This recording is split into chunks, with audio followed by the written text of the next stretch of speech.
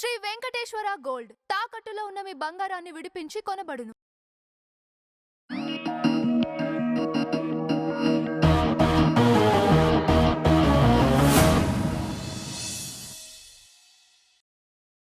Ma'am, టీచర్లు, ఉద్యోగస్తులపై చంద్రబాబు నాయుడు గారు కక్ష కట్టారని జగన్ వ్యాఖ్యానించాడు మ్యామ్. దీనిపైన మీ అభిప్రాయం ఏంటి మ్యామ్?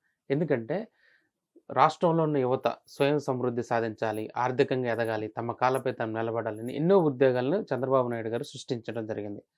అంత మంచి వ్యక్తిని పట్టుకొని జగన్ గారు ఇలా వ్యాఖ్యానించడం అనుకున్న అంతరార్థం ఏంటి? దీనిపైన మీ అభిప్రాయం ఏంటి? అంటే ఇప్పుడు సీనియర్ ఉపాధ్యాయులు ఎవరైతే ఉంటారో అంటే చాలా కాలంగా సర్వీస్లో ఉన్నవాళ్ళు వాళ్ళు మళ్ళీ టెట్ పరీక్ష రాయాలని. టెట్ అంటే teachers eligibility test. Okay. So దాన్ని ఎందుకు రాయాలి? ఆయా సబ్జెక్ట్స్ బోధించే వాళ్ళు ఆయా సబ్జెక్టుల్లో మళ్ళీ టెస్ట్ ఎందుకు రాయాలి? ఇప్పుడు రాస్తే ఏమవుతుంది నాకు అర్థం కాదు. ఇప్పుడు మీరు 30 ఏళ్ళుగా ఒక సబ్జెక్ట్ బోధిస్తున్నప్పుడు మీకు అంశం కర్తలామలకమేగా. ఎట్లా ఉండాలంటే ఉపాధ్యాయులు అనేవాళ్ళు పుస్తకం చూడకుండా చెప్పగలగాలి. మనం చెప్పే విషయం పిల్లల మస్తకంలోకి వెళ్ళాలి, మనం పుస్తకాలు చూసి చెప్పటం కాదు. ఇప్పుడు ఒక అంశాన్ని బోధించేటప్పుడు పిల్లలకి మనం ఎట్లా చెప్పాలి? దానికి రిలేటెడ్గా ఒక అంశాన్ని జోడించి వాళ్ళకి అర్థమయ్యేలా చెప్పాలి. భాష ముఖ్యం, భావ ప్రకటన ముఖ్యం. ఇందాక నేను మీకు చెప్పినట్టుగా పిల్లల మొహం చూసి మనం మాట్లాడగలగాలి. నేను ఎక్కడో గోడకేసి చూస్తూ ఏదో పుస్తకం చదివేశాను, పాఠం చెప్పేశాను, వెళ్ళిపోయాను. ఉపాధ్యాయుడికి చాలా పెద్ద బాధ్యత ఉంటుంది. ఏంటంటే మీరు ఫస్ట్ చేయాల్సిన పని సైకలాజికల్గా మనం పిల్లల్ని గమనించాలి, శారీరకంగా వాళ్ళ ఎదుగుదలని కూడా మనం గమనించాలి. టీచర్గా మీ బాధ్యత అది. ఎందుకంటే నేను టీచర్ని చేశాను అనుకోండి గతంలో. మనం ఫస్ట్ చూడాల్సింది ఏంటంటే పిల్లలు ఎవరైతే వీక్గా ఉంటారో మీ కాన్సన్ట్రేషన్ వాళ్ళ మీద ఉండాలి. బాగా చదివేవాడిని మీరు పెద్ద పట్టించుకోక, వీళ్ళు ఎందుకు చదవలేకపోతున్నారు, ఇక్కడ వీళ్ళలో లోపం ఉంది, ఎందుకు భయపడుతున్నారు, ప్లస్ వాళ్ళని ఎవరైనా ఇబ్బంది పెడుతున్నారా శారీరకంగా కూడా మానసికంగానే కాదు.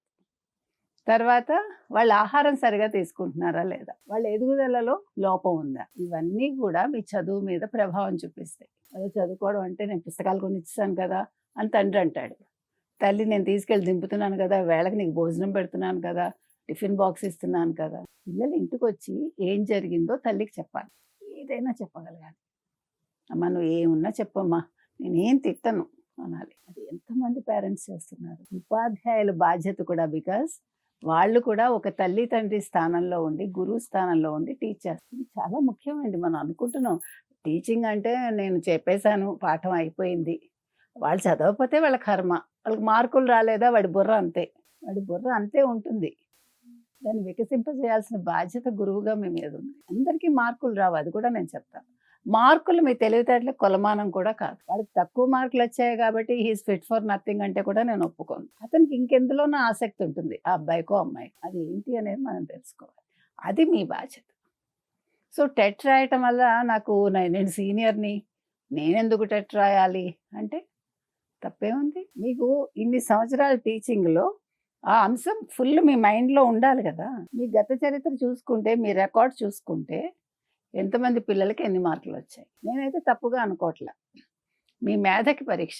సో దీని మీద ఏం చేశారంటే వీళ్ళు సుప్రీంకోర్టు తీర్పు ఇది. ఈ ప్రభావంతో ఉపాధ్యాయ ఉద్యోగాల్లో కొనసాగాలన్నా, పదోన్నతులు పొందాలన్నా ఇన్ సర్వీస్ టీచర్లందరూ టెట్ ఖచ్చితంగా పాస్ కావాలనే నిబంధన మీద ఉపాధ్యాయుల్లో ఆందోళన నెలకొంది. సో దీనికోసం ఏం చేశారు, దశాబ్దాలుగా సేవలు అందిస్తున్న సీనియర్ ఉపాధ్యాయులకు మళ్ళీ టెట్ రాయమండలం సరికాదని పేర్కొంటూ AP YSRTA, all India national teachers federation, STU తదితర ఉపాధ్యాయ సంఘాల ప్రతినిధులు, ఎమ్మెల్సీలు ఢిల్లీలోని రాష్ట్ర మంత్రులకు వినతి పత్రాలు సమర్పించారు.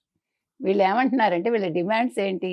సుదీర్ఘకాలంగా పనిచేస్తున్న ఇన్ సర్వీస్ టీచర్లకు టెట్ నుంచి పూర్తిగా మినహాయింపు ఇవ్వాలి, పదోన్నతుల కోసం వేచి చూస్తున్న సీనియర్ టీచర్లకు ప్రత్యేకంగా వెసులుబాటు కల్పించాలి, నిరుద్యోగుల లాగా కాకుండా అర్హత మార్కులు లేదా వెయిటేజ్ విషయంలో తగిన మార్పులు చేయాలని కోరారు. సో దీనికి మన కేంద్ర లోక్సభ పక్ష నేత మిథున్ రెడ్డి, ఎంపీ గురుమూర్తి తదితరులు వెళ్ళి వీళ్ళని తీసుకుని వెళ్ళి వినతి పత్రాలు ఇచ్చారు. అందుకని వాళ్ళని సస్పెండ్ చేసి, సహజం అది. మీరు ప్రభుత్వ ఉద్యోగం చేస్తున్నప్పుడు మీరు ప్రభుత్వానికి ఏదైనా చెప్పుకోవాలి. మీరు విద్యాశాఖ మంత్రికి తెలియజేయచ్చు కదా, మీ వినతి పత్రాలు వారికి ఇవ్వచ్చు కదా.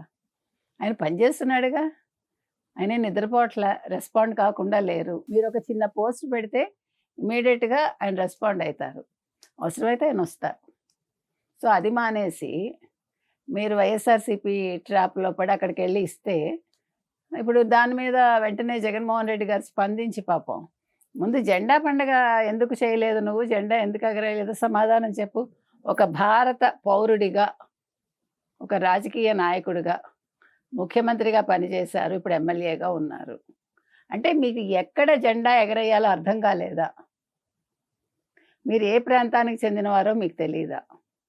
అంటే మీరు ఆంధ్ర కాదు, మీరు ఆంధ్ర కాదు, కర్ణాటక కాదు, తెలంగాణ కాదు. మరి మీ ప్లేస్ ఏది? రాయలసీమ కాదు, ఇప్పుడు పులివెందులు మీది కాదంటున్నారు. సో ఈ కన్ఫ్యూజన్లో మీరు అంటే జైలుకి వెళ్తేనే జెండా ఎగరేస్తానంటున్నారు. ఇది అందరూ ప్రశ్నిస్తున్నారు. సో టెట్ గురించి ప్రశ్నించాల్సిన పని మీకు లేదు, అది ఉపాధ్యాయులు, విద్యాశాఖ మంత్రి చూసుకుంటారు.